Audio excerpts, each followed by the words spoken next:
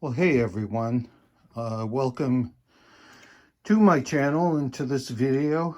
I wanted to take you through my Maria Callas collection, and I'm sure a lot of people have a lot more stuff than I do.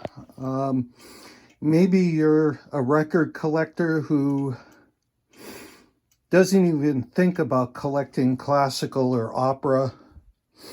I certainly was one that, as of a year ago, I would not have thought that I'd be collecting opera or classical. And I'm going to take you through my journey, how I discovered this amazing, colossal talent, and show you some interesting stuff. I think that you might be surprised at some of the stuff in this collection, but I'm going to take you through my journey, how I started collecting Maria Callas, and kind of my obsession right now. So we'll do a little bit of an unboxing as well. This is the first Maria Callas collection that I ever purchased, and I got this at Salvation Army. This is Tosca, one of her most famous operas, and she co-starred with Giuseppe Di Stefano and Tito Gobbi, and they're going to come up in a later collection that I guess they were good friends and they performed together frequently. But you see right here, EMI, which is the European label, Angel, which was their distribution arm here in the United States. And this is digitally remastered. This was recorded in the early 50s. Probably remastered, someone can correct me here, but I think in the 1990s for the first time. And this sounds incredible. This might be the best sounding opera in this collection. It is in mono. The original was recorded in mono. Some folks have a little bit of a fussiness about that. But mono sounds just fine if you play it back right and if you have the right type of equipment, including a preamplifier that has a mono switch. A lot of Maria Callas's opera recordings were done in La Scala in Italy. And you'll see this kind of iconic logo on the back of a lot of these sets. And their band at La Scala actually was the musical support. So we're going to see this logo a lot, but Tosca is I guess you'd call it a tragedy.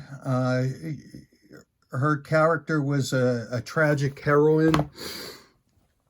And Madame Callas was not only a colossal talent of the highest order when it came to her voice, but also to her acting talent. And when I say that, you'll notice that she's not just a soprano. She's able to change and refine her voice, her vocal delivery to fit the character. I think that's one of the things that fascinates me about her. Ada, this is also in mono. Let's open this up here. See this, this is called a libretto. Recorded in La Scala. Her director, some great pictures. She was a beautiful, elegant woman. We've got translations to English, some information about La Scala. Okay, let's talk about the vinyl itself. You can see this is on Angel Records, which is somewhat of a contentious label in the classical and opera vinyl community. These were made in England, and if you're looking for this stuff, what can you do? If it's made in England, great. If it's made in the US, it's from a second generation master, and the sound quality is not going to be as good. It kind of is what it is, and there are some people who won't buy any releases on Angel. In this country, to find original EMI and Columbia European pressings, you're going to be spending a lot of money. So speaking of spending money, I think I spent $1 a piece for most of these. Some of them were $3, but these were all from thrift stores, and these are all incredible values. So that's Ada. Move that away. This one, La Gioconda, is on Seraphim, which is a daughter label of Angel. And this recording sounds darn good. It is in stereo. It's from the late 50s. There you see the Divine One, and that's a Seraphim inner sleeve. All the inner sleeves on these sets are of the highest quality. You will see vinyl-lined inner sleeves, poly-lined inner sleeves, and rice paper. And that's another thing about collecting classical and opera stuff. It's usually in beautiful condition. They're not like rock albums that people just brought to parties and scratched to ribbons. These were loved and cared for. And out of all these collections, I don't think there's a single scratch on any of these recordings. You might have occasional pops and clicks from the pressing itself, and I'm going to get into that a little bit, but by and large, these records are in just immaculate physical condition. Some of you folks might like to start with this collection. This is called The Art of Maria Callas, and has her arias from this whole battalion of operas.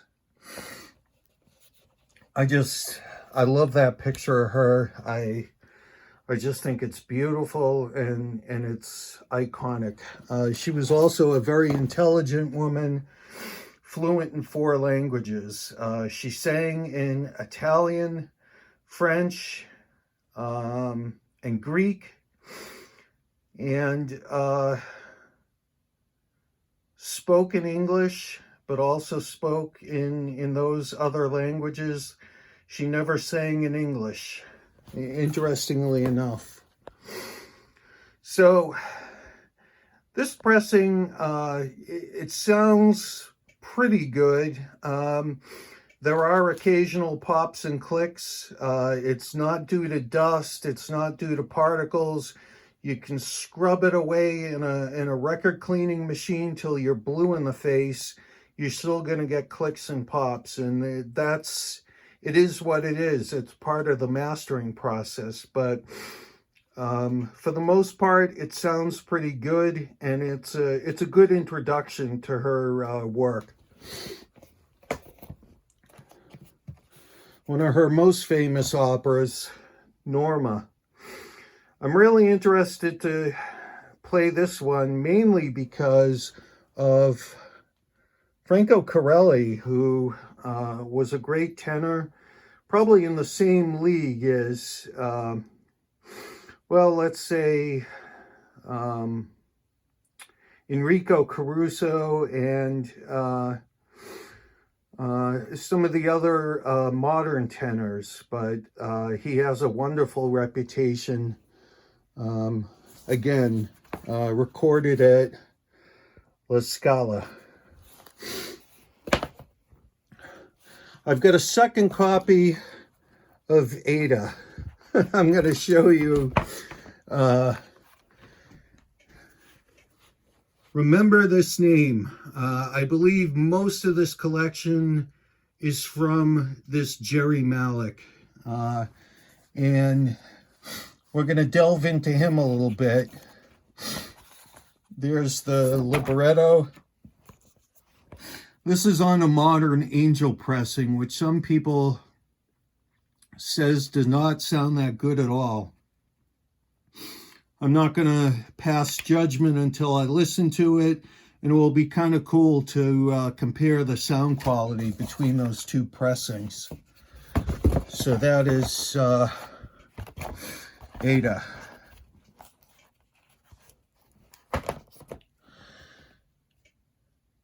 The collection that has eluded me for over a year is the Callas Carmen.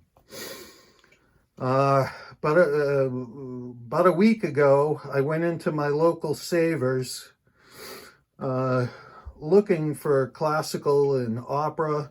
What do I see staring me from the front of the bin but Callas Carmen? As soon as I saw this iconic red box, I knew I had to have it. All those other sets that I just showed you came from the same collection, and what a package this is. We've got information about the writer, the gentleman who created the original story. And then we've got a whole booklet on the Callas Carmen. And let me show you why this was so interesting to me.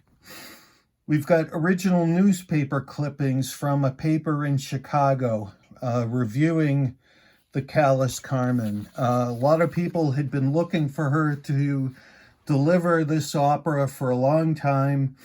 She never performed it live on stage, but she did this remarkable recording, which I absolutely love. Callas's Carmen, A Tragic Triumph, also from a Chicago newspaper, and the Divine One herself. Interesting, this is on the Blue Angel label, which is kind of a mixed bag. This particular set sounds quite good. Warner Classics has done a remastering of this. It's very expensive here in the States. This box set me back $1. So this is must-have for any Callas fan. Must-have. This was recorded in a studio in France. Back to La Scala. La Sonnambula. I haven't listened to this one yet. It is on Seraphim. It was also recorded at La Scala. I haven't seen this label before. I'm guessing this is in mono. So there's the Seraphim label, printed in USA. Adam Butterfly. This gentleman is a world famous conductor, classical and opera. Once again, recorded in La Scala. There she is Madama Butterfly. There's the original Angel red and black label. Japanese print. La Boheme.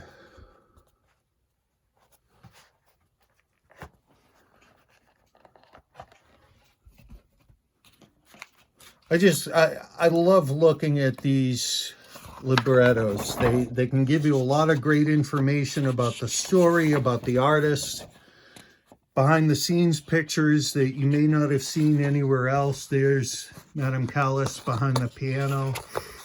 She was a extraordinary musical talent. I can't say enough about her. I really cannot. Okay, let me get to these first by way of introduction. If you're curious about who this woman was and what motivated her and her life, her life was just remarkable. You couldn't create fiction to match the kind of life she lived. Just extraordinary and historic. This is Maria by Callas, and I bought it on Blu-ray. I bought it used. This one is from a library. Oh, it's in my Blu-ray player. But you can pick this up for under 20 bucks. I've corresponded with the director, Tom Volk. Very nice gentleman. This is 2 hours well spent, and it's on Sony Pictures Classics. We're going to try to do a unboxing here.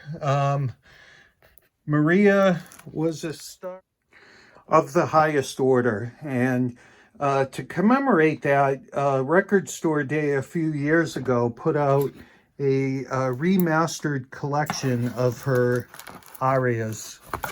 And Warner Classics has done an amazing job of remastering and preserving Maria Callas. Unfortunately, I cannot afford to purchase,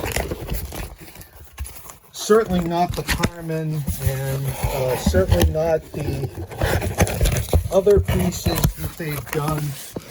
I hate unboxing videos, by the way, but I think this is worthy of one. And here it is. This is Maria Callas Pure. This was just delivered today. You see it's on Warner Classics. Has bonus tracks. Has the logo for Record Store Day. And this is in translucent red vinyl. One of the 20th century's most legendary and enduring icons. Maria Callas was both a glamorous diva and a global superstar that captivated audiences worldwide with her vivid and passionate performances. This special edition LP features Callas in a glittering selection of opera favorites. It showcases her unique voice and her heartbreaking portrayal of tragic heroines. Made in Germany, this is a mix of mono and stereo recordings. Starts off with the habanera from Carmen. And well, you couldn't pick a better way to start this collection.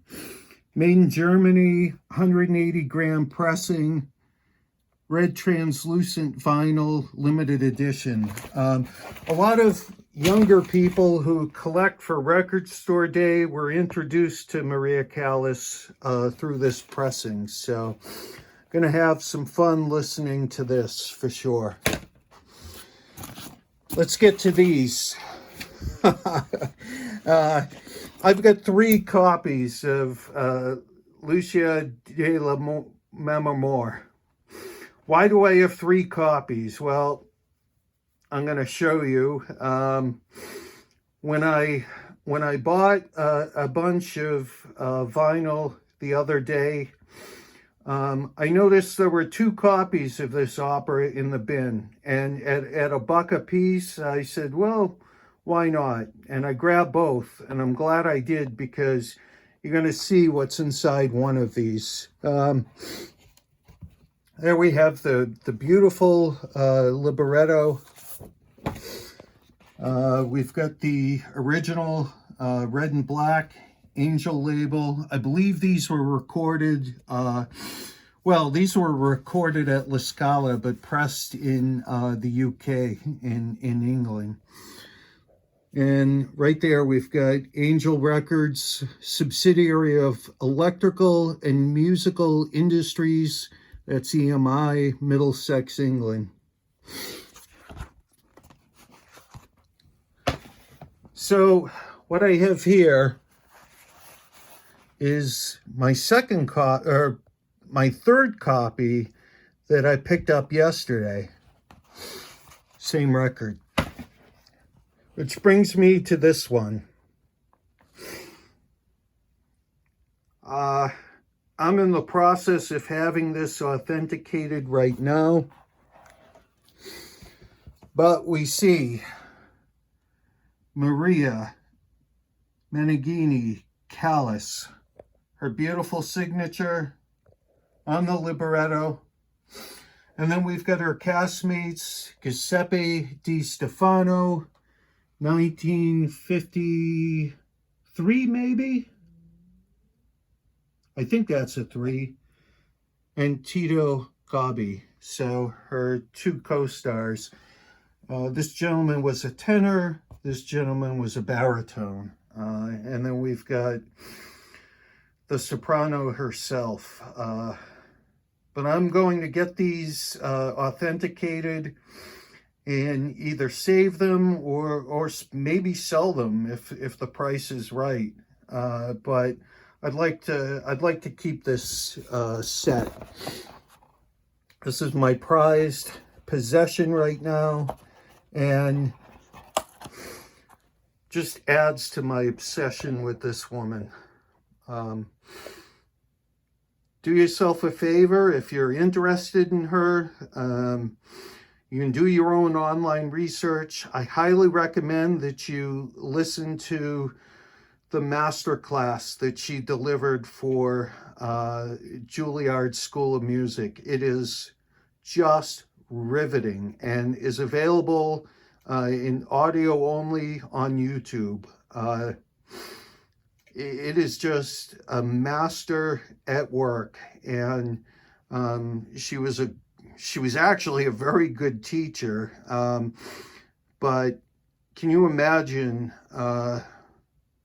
raising your hand for Maria Callas and saying, yes, I'd like to sing for you? I just don't know how students did it, but she was very complimentary and gave her students very constructive criticism. So I can't say enough good things about this woman. And sure, she had her flaws, but at the same time, she made a difference in this world. She changed the music industry. She changed the recording industry. Her appearance onto the stage was serendipitous because she came on just as the LP was coming into its own as a art form. So that's my Callas collection. I hope you enjoyed seeing it, and take care for now.